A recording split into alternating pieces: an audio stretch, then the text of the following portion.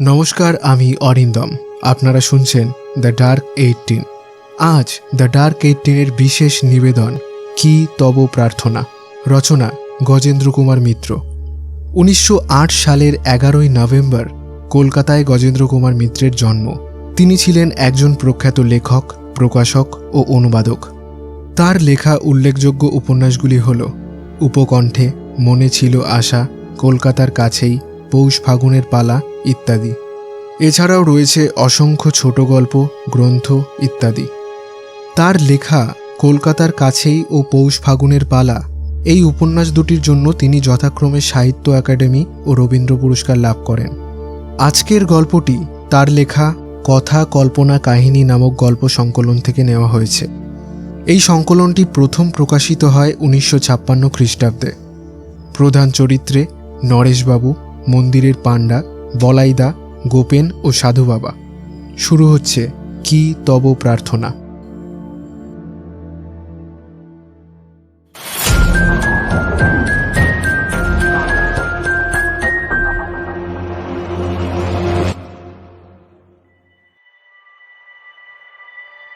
সাধু সন্ত মহাপুরুষ দেখে বেড়ানো নরেশবাবুর একটা বাতিকে দাঁড়িয়ে গিয়েছিল। অল্প বয়স থেকেই চলছে এটা। মার সঙ্গে সঙ্গে ঘুরেছেন ছেলেবেলা থেকে। সাধু মহাপুরুষ তখন যারা বিখ্যাত ছিলেন অনেককেই দেখা হয়েছে। ভোলাগিরি মহারাজ, কেশবানন্দ স্বামী, বালানন্দ ব্রহ্মচারী। এদিকে মহাপুরুষ মহারাজ, কালীকৃষ্ণ মহারাজ এরা তো আছেনই। পাগল হরনাথকেও নাকি দেখেছেন শৈশবে, মনে নেই ভালো।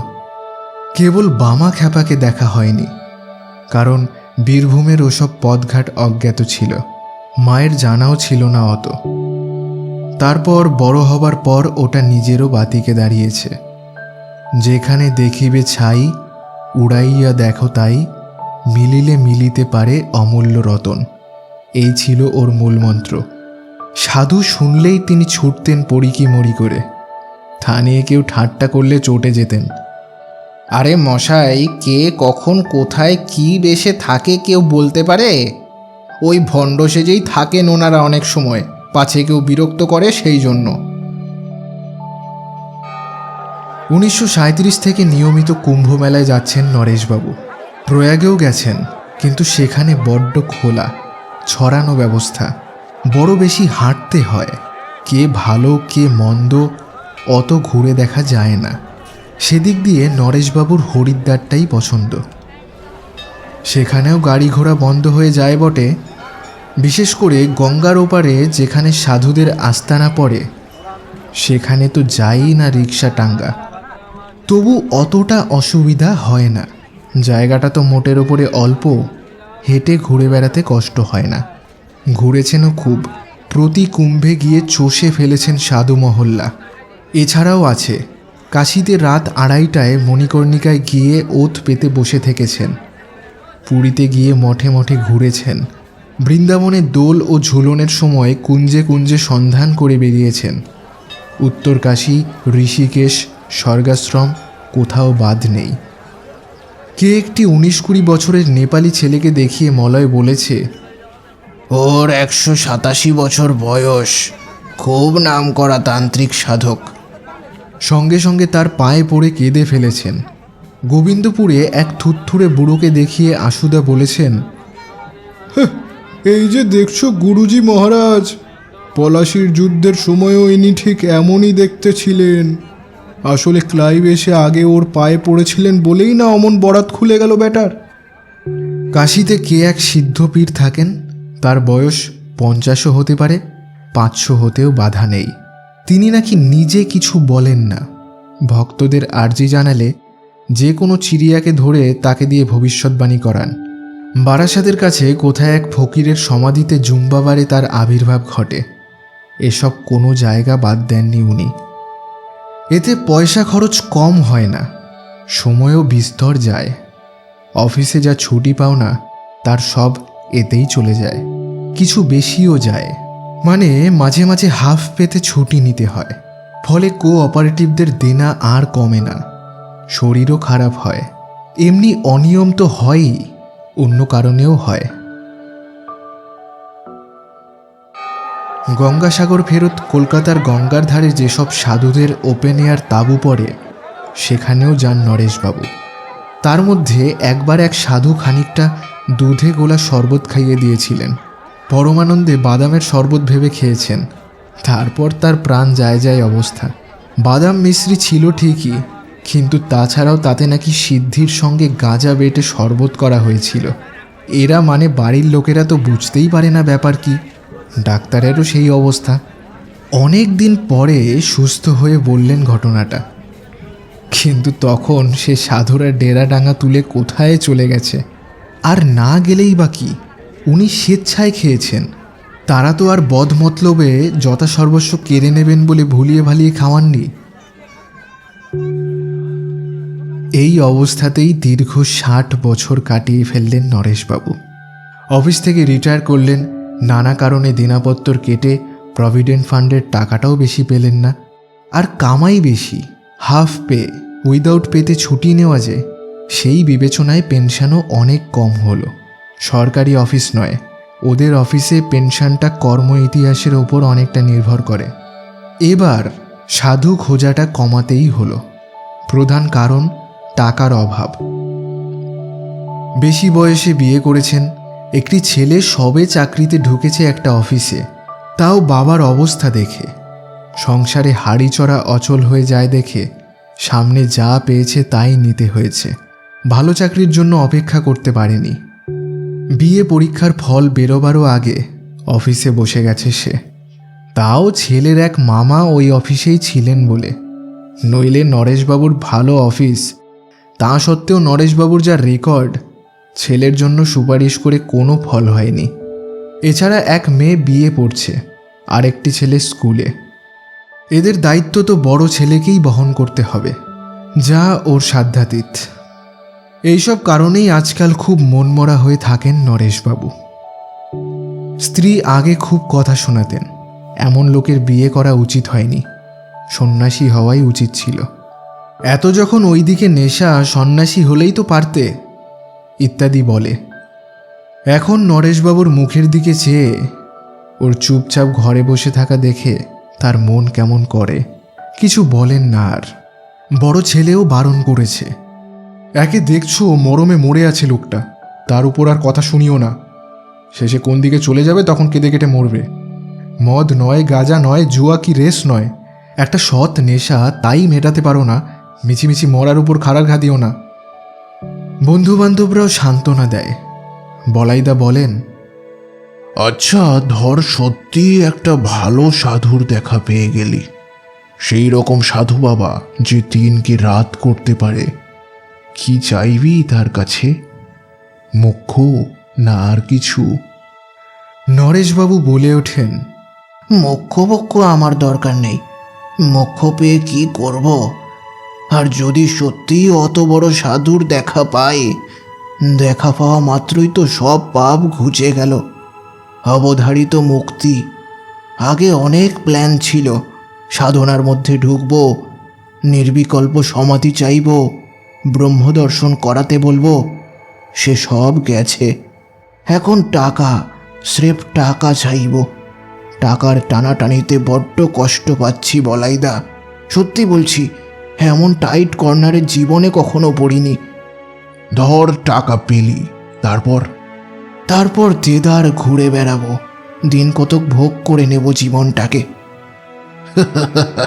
ধুর পাগল, 62 বছর বয়স হলো, নিজেই তো বলছিস। কি ভোগ করবি? বেড়াবি, তখন দেখবি আর একা যেতে সাহস হবে না।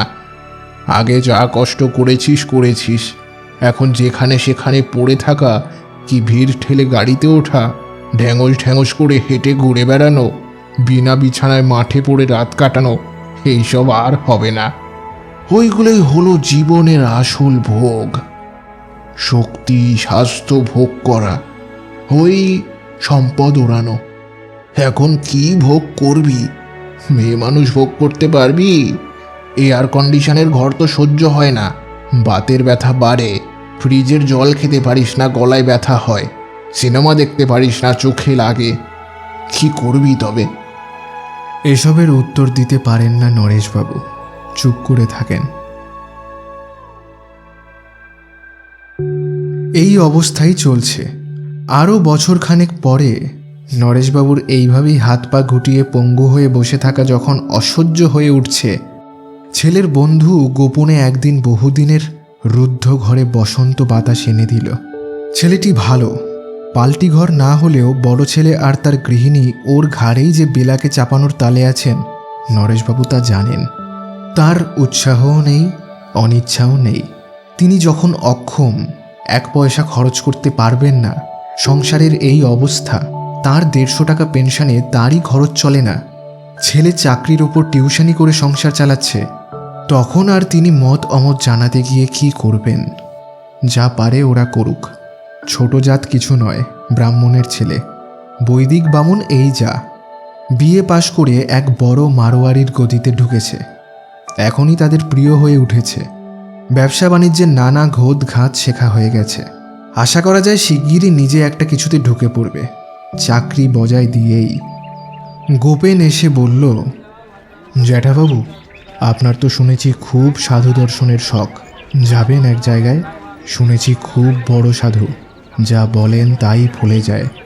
তারপর ওর মুখে হর্ষ বিষাদের খেলা লক্ষ্য করে অতিরিক্ত উৎসাহে চোখ দুটি জ্বলে ওঠার পরই সেই চোখে সুগভীর দুঃখের ছায়া নামতে দেখে আসল কথাটাই আগে বলে নিল। না না, আপনাকে 1 পয়সাও খরচ করতে হবে না, আমাদের বাবুরা যাচ্ছেন তো, পেল্লায় পেল্লায় 2খানা গাড়ি সঙ্গে। আমার জ্যাঠাবাবু তো খুব ইন্টারেস্টেড, তার জীবনে বহু সাধু দেখেছেন বলায় তারাই খুব আগ্রহ দেখাচ্ছেন। বলছেন এমন লোককে সঙ্গে নেওয়ায় পুণ্য আছে। তাছাড়া উনি বিস্তর দেখেছেন, আসল সাধু কি নকল সাধু উনি অনেকটাই ধরতে পারবেন। তা সে কোথায়, সে সাধু? কোথায় যেতে হবে আমাদের? উৎসাহে সোজা হয়ে বসেন নরেশবাবু। উড়িষ্যায় কি বীরজা দেবীর মন্দির আছে, সেইখানে নাকি তিনি এসেছেন। এখনও বেশি লোক জানে না, হঠাৎ এসেছেন তো, এদের এক আত্মীয় দেখে এসেছেন। মন্দিরের বাইরে বসে আছেন এক জায়গায়, খুব বৃষ্টি হচ্ছে, কিন্তু তিনি যে জায়গাটায় বসে আছেন 4 হাত রেডিয়াস নিয়ে সেখানটা ভিজছে না। এতেই খুব চাঞ্চল্য দেখা দিয়েছে। জানাজানি হলে ভিড় হতে শুরু হবে, সাধু হয়তো পালাবেন। বাবুরা তো কাল ভোরেই রওনা হতে চান। যাবেন আপনি? যাবেন মানে? গিয়ে বসে আছেন বললেন।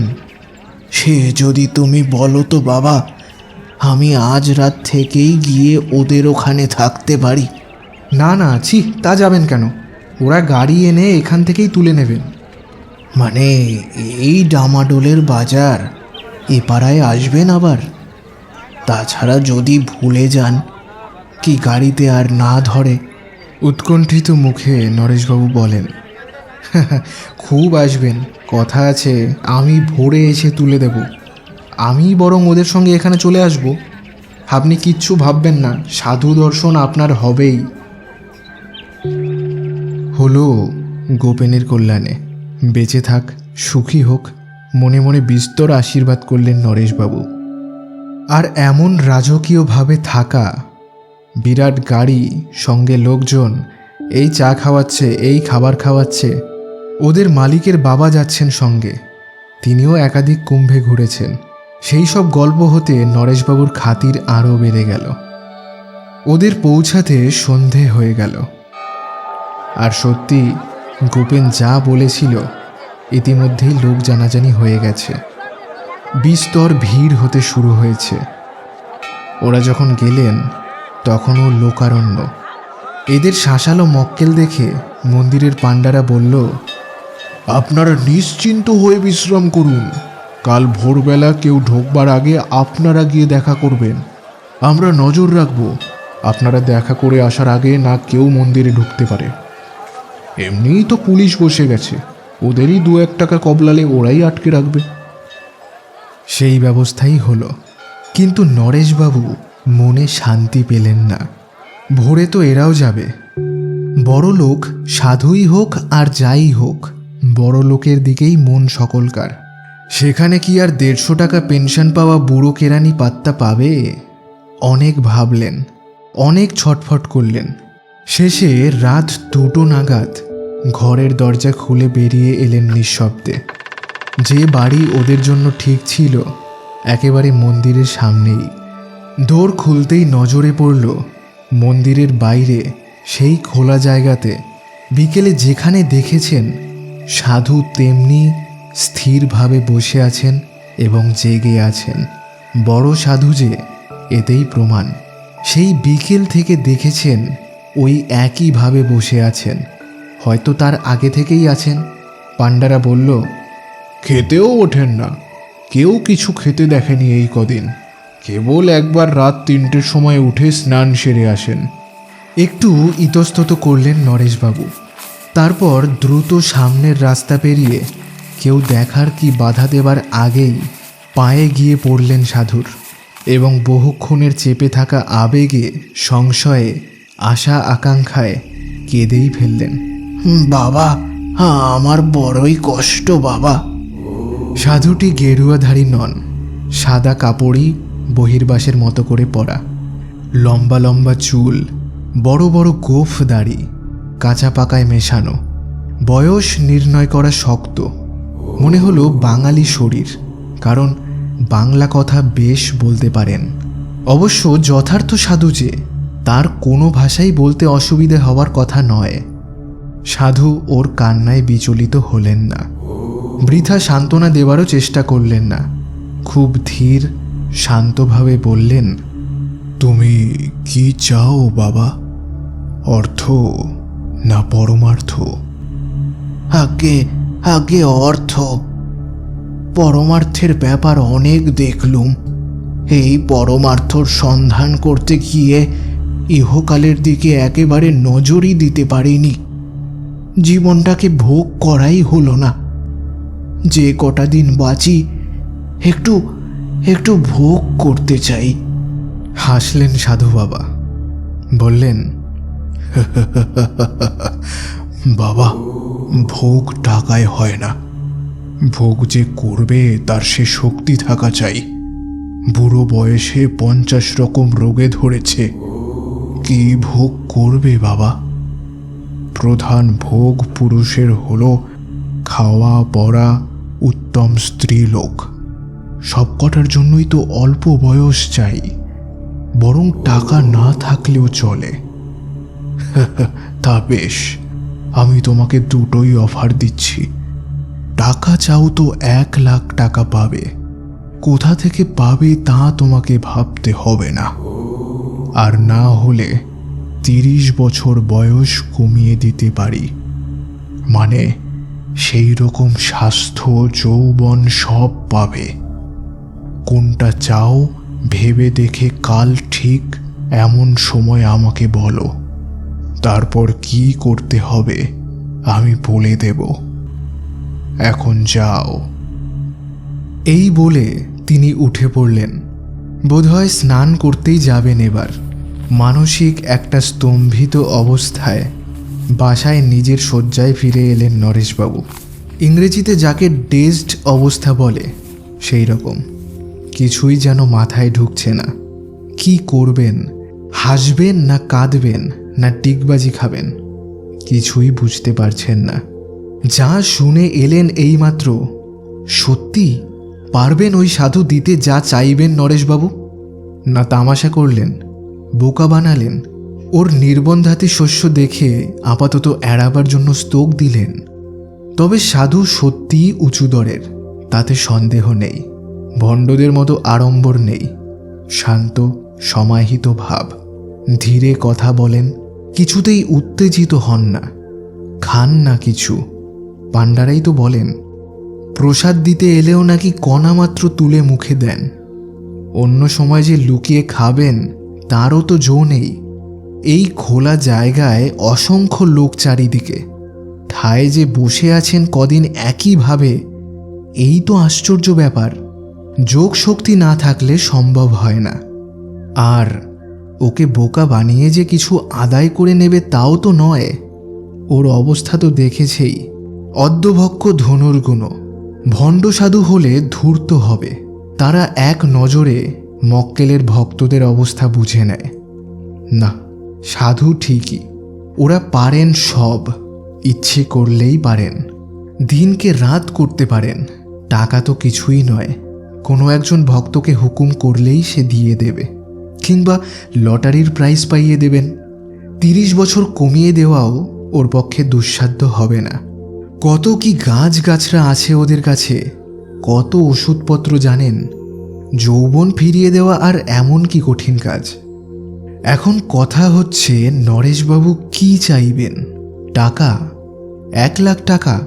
কিন্তু ওই যে বলাইদা বলেছিলেন এই বয়সে টাকা নিয়ে কি করবেন?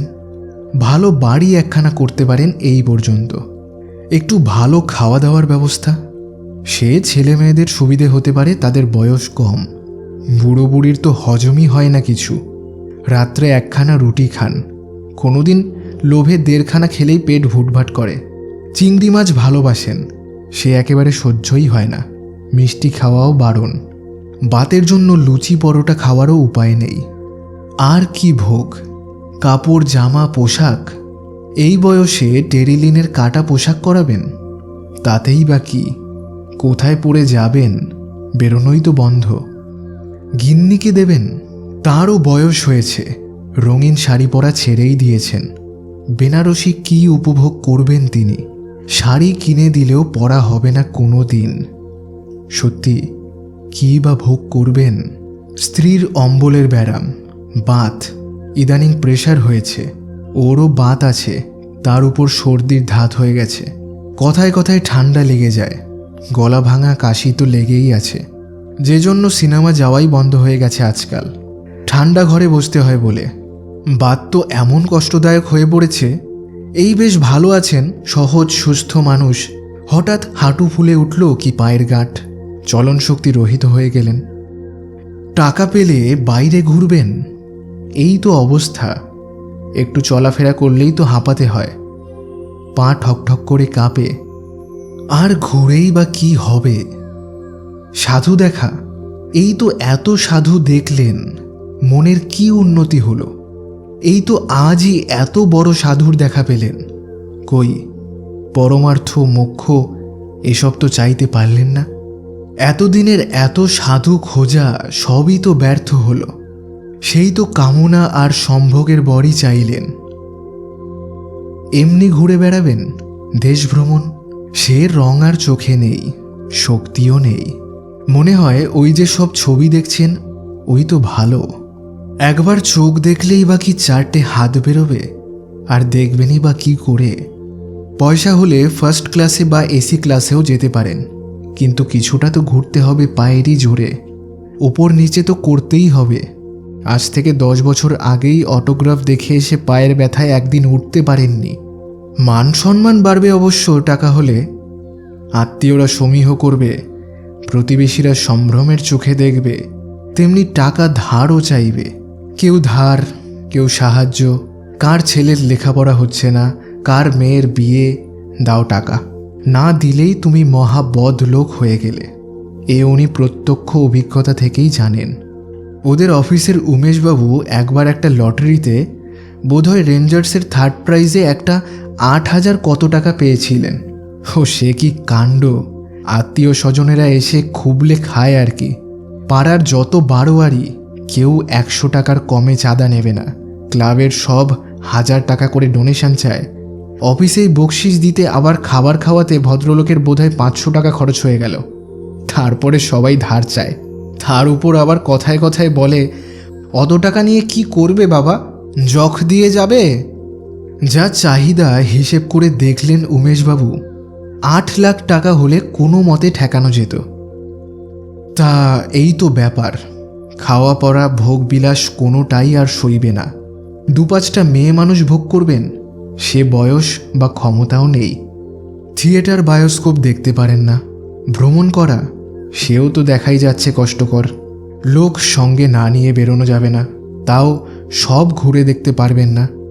ফিল্ম কোম্পানি করবেন, 5 বেটায় ঠকিয়ে খাবে, ওসব ওর জানা আছে। ভাগাড়ে গরু পড়ার মতো শকুনের দল এসে জুটবে।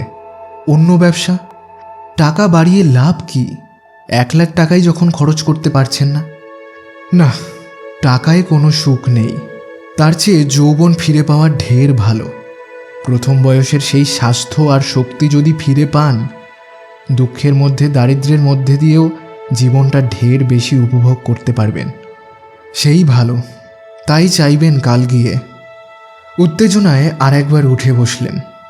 সত্যি টাকার কথাটা মাথায় গেলই বা কেন? আসল সুখ স্বাস্থ্য আর যৌবন। এই তো সেই ছেলেবেলা থেকেই স্বাস্থ্যবিজ্ঞানের বইতে পড়ে আসছেন, স্বাস্থ্যই সুখের মূল।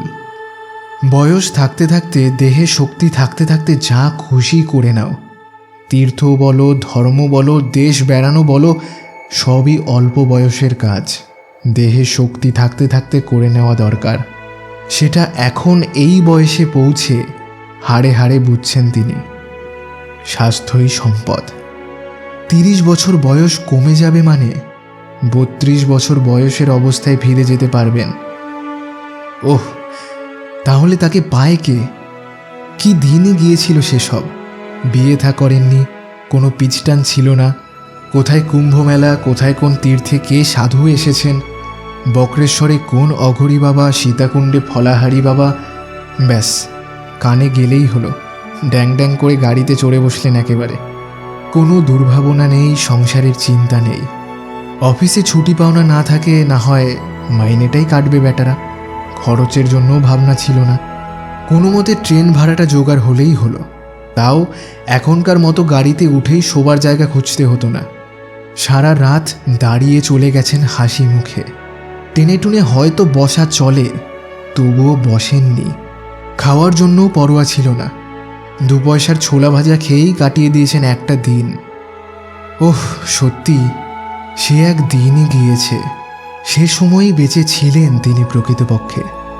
এখন তো মরে বেঁচে আছেন। একে কি বাঁচা বলে? ছি, অল্প বয়সে উপভোগের উপকরণের জন্য ভাবতে হয় না। নিজের যৌবনই সেই উপকরণ যোগায়। এখনও বয়সটা কমে গেলে আর একবার দেখবেন নিজের জীবনটাকে নেড়ে ছেড়ে। এখন তো অভিজ্ঞতা বেড়েই গেছে, যাতা করে উড়িয়ে দেবেন না জীবনটা।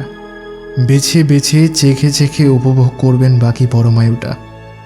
কিন্তু তাই কি করতে পারেন? আর ঘুরে বেড়াবেন? নিদেন গাড়ি ভাড়াটা তো চাই। আগেকার ট্রেনের ভাড়া আর নেই। এককালে পুজো কনসেশনে 16 টাকায় দিল্লি যাতায়াত করেছেন। এখন এক পিঠেই তার ডবলের বেশি লাগে। সংসারের যা অবস্থা, দিন দিন খরচ বেড়েই যাচ্ছে, আয় বাড়ছে না। কোনো মতে ডাল ভাত একটা তরকারি, এটাতেই তো এসে ঠেকেছে। ভাত বলাও ভুল, ডাল রুটিই বেশিরভাগ। বড়জোর তার সঙ্গে একটু আলু ভাতে কি আলু ভাজা। বেগুন পটল ভাজতে তেল বেশি লাগে বলে ওগুলো উৎসবের দিনের মতো কদাচ কখনো ভাজা হয়। মাছ রবিবারে আসে শুধু। অন্যদিন কুচো চিংড়ি বা ওই জাতীয় কিছু সস্তার কুচো মাছ পেলে তাও মৌরলায় হাত দেওয়ার উপায় নেই। পোনা মাছের সমান দর। এটুকুও আর পেরে উঠছে না ছেলে। মাসের শেষে তার মুখ শুকিয়ে যায়। খরচ সব দিক দিয়েই বেড়েছে। ট্রেন ভাড়া না হয় জোগাড় হলো, ধরেই নিলেন তিনি। তারপর স্টেশনে ছোলা সেদ্ধ বিক্রি হয় এক গালে দেওয়ার মতো, তাই 9-10 পয়সা। গোটা 5-6 চিনে বাদাম গাজার কলকের মতো করে কাগজে পাকিয়ে ফেরি করে 10 পয়সা। পয়সার নাকি দাম নেই আজকাল। কই, রোজগার করার সময় তো সহজে পাওয়া যায় না। মাসে 300 টাকা আনতে ছেলেকে উদয়াস্ত পরিশ্রম করতে হয়। কাল ঘাম ছুটে যায় একেবারে। না, দেশ বেড়াতে গেলে এখন অর্থ বলো চাই, লোক বলো চাই। তবে আর কি ভোগ করবেন? পয়সা না হলে খাওয়া পড়ার মানও বাড়ানো যাবে না। সে আরও ছটফটানি। এখন কিছু হজম হয় না, চুপ করে বসে থাকেন, সে একরকম। যৌবন ফিরে পেলে খিদেও বাড়বে, প্রচণ্ড খিদে। খাবেন কি? যৌবনের সঙ্গে সঙ্গে যৌবনকালের মতো জিনিসের দাম বা সামাজিক অবস্থাও ফিরবে না তো। ট্রেনে চড়ার আগে রিজার্ভেশনের জন্য ছুটোছুটি করতে হয় 3rd ক্লাসেও। 10 দিন আগে থেকে দিন ঠিক করো, রোদে জলে গিয়ে কিউ দাও। তারপর যদি কোনো অঘটন ঘটল, শেষ মুহূর্তে যাওয়া হলো না, তো খেসারত দাও খানিকটা টাকা। আগে এসব কেউ ভাবতো না। স্টেশনে যাও, টিকিট কেনো, গাড়িতে চড়ো। বরাত ভালো থাকে তো শুয়ে যাবে। মেলার সময় হলে শুতে পাবে না, হয়তো বসে বা দাঁড়িয়ে যেতে হবে, তবু ওঠা যেত। এখন আনরিজার্ভড একটা বগিই থাকে একটা ট্রেনে। সেখানে কোনো মতেই ওঠা যায় না, অন্তত ওরা পারেন না। তাহলে তাহলে আর জীবনে উপভোগের কি থাকলো? নতুন করে খেলাধুলো শিখে নাম করবেন, সেও সম্ভব নয়। 30 নয় 50 বছর কমলে চেষ্টা করে দেখা যেত। ফিল্মে নামবেন, সে চেহারা নেই। তবে স্ত্রী সম্ভোগ, বৃদ্ধা স্ত্রী বেঁচে আর একটা বিয়েও করতে পারবেন না, সে ইচ্ছেও নেই। বেচারি অনেক কষ্ট পেয়েছে তার হাতে পড়ে, এখনও পাচ্ছে। তাতেও কখনো কোনো বিদ্রোহ করেনি। একটু আধটু অভাবের মুখে বকাবকি, সে ধর্তব্যের মধ্যে নয়। ভালোই বাসে তাকে, ওরই মধ্যে যতটা সম্ভব স্বাচ্ছন্দ্য দেওয়ার চেষ্টা করে। সংসারটা এখনও মাথায় করে রেখেছে। না না, বিয়ে যদি করতেই হয় এই রকম স্ত্রী কাম্য। ভগবান অনেক বঞ্চিত করেছেন জীবনে, স্ত্রী সম্বন্ধে করেননি অন্তত। কোনো অভিযোগও নেই তার এই সম্বন্ধে। সুতরাং ওদিকটা তো চুকে গেল। আর কি করতে পারেন? একটু আধটু প্রণয়ে, হ্যাঁ, সেটা করাই যায় অনায়াসে। আজকাল যেমন সহজলভ্য হয়েছে, ঘরে বসে বসে কতই তো দেখেন পাড়া ঘরে সব বেলেল্লাগিরি। বলে, উঁচু দেখে বেঁধেছি টং, বসে বসে দেখছি রং। তারও হয়েছে তাই। মেয়েগুলোর বাজবিচারও নেই, পছন্দও নেই, হাতের কাছে যাকে পায় তাকেই ধরে। প্রেম করতে হবে বলেই করা। ইচ্ছে করলে বয়স কমে গেলে তিনিও 8 ডজন মেয়ে জোটাতে পারবেন নিদেন পক্ষে। কিন্তু তার বয়স কমলেও ছেলেমেয়ের কমবে না তো। ছেলে বড় হয়েছে, বিয়ে দিলেই হয়। সংসারে এই অনটনের জন্যই দেওয়া চলছে না। মেয়ে বিয়ে পাশ করে একটা কিছু রোজগার ধরলে একটু সচ্ছল হতে পারে। তাও গোপনে ছোকরা যা লেগেছে, কোন দিন ছো মেরে নিয়ে চলে যাবে। এত বড় ধেড়ে যুবতী মেয়ে ঘরে থাকতে তিনি যদি পাড়া ঘরে প্রেম করে বেড়ান, তারা কি মনে করবে? মুখ দেখাতে পারবে না যে, বাবা বলে পরিচয় দিতেও লজ্জা করবে তাদের। না না, ছি, তা হয় না। খাওয়া পড়ায় একটু ভোগ করতে গেলেই টাকা চাই। মেয়েদের সঙ্গে প্রেম করা চলবে না। তবে যৌবন এবং টাকা দুটোই চাই জীবনটাকে ভোগ করতে গেলে। দুটোর একটা পেলে হয় না কিছুই। মহা ধড়িবাজ লোকটা। বলে হয় ওটা, না হয় এটা। কেন রে বাপু, 50,000 টাকা আর 15 বছর বয়স কম, এই রকম একটা আধা আধি রফা করলে কি হয়? 15 বছর পিছিয়ে গেলে 47-48 বয়স হতো। তখনও যা স্বাস্থ্য ছিল, একটু ভালো খাওয়া দাওয়া করতে, একা ঘুরে বেড়াতে পারতেন। একটা টেরিলিন না কি বলে ছাই, তাঁরই কাটা পোশাক করিয়ে চাই কি বিদেশ গিয়ে কোনো ভালো হোটেলে উঠলে একটু আধটু এদিক ওদিক করে যাকে বলে তাও চালাতে পারতেন। সব দিক বজায় থাকতো। তাহলে একটা সামঞ্জস্য করা চলতো। তাই বলবেন না কি লোকটাকে, মানে ওই সাধুকে? কিন্তু যা অল্প কথা বলে, এক কথায় টপ করে বলে দিল। ও যে কথার নড়চড় করবে বলে মনে হয় না। হয়তো অনেক ভেবেচিন্তেই বলেছেন, উনি এই রকম অসুবিধায় পড়বেন জেনেই। ভোরে সকলে উঠে যখন দর্শন করতে গেল, নরেশবাবু দূর থেকে লোক দেখানো একটা প্রণাম করে চলে এলেন শুধু। কথা হলো সেদিনটা ওরা থাকবেন, সুতরাং ওর রাত দুটোয় উঠে যাওয়ার কোনো অসুবিধাই রইল না। সবই ঠিক, কিন্তু গিয়ে কি চাইবেন উনি? কোনটা বেছে নেবেন? আগের রাতে সারা রাত ঘুম হয়নি, সারা দিনেও ঘুমোলেন না। ছটফট করে বেড়ালেন সারাটা দিন। সেদিনও সন্ধ্যা থেকে একটুও ঘুমোতে পারলেন না। কিন্তু এত চিন্তা করেও মীমাংসায় পৌঁছানো গেল না। রাত 2টো বাজল। 2:30 সাধু স্নানে চলে গেলেন। ক্রমে ভোর হয়ে গেল। নরেশবাবুর মনও ঠিক হলো না।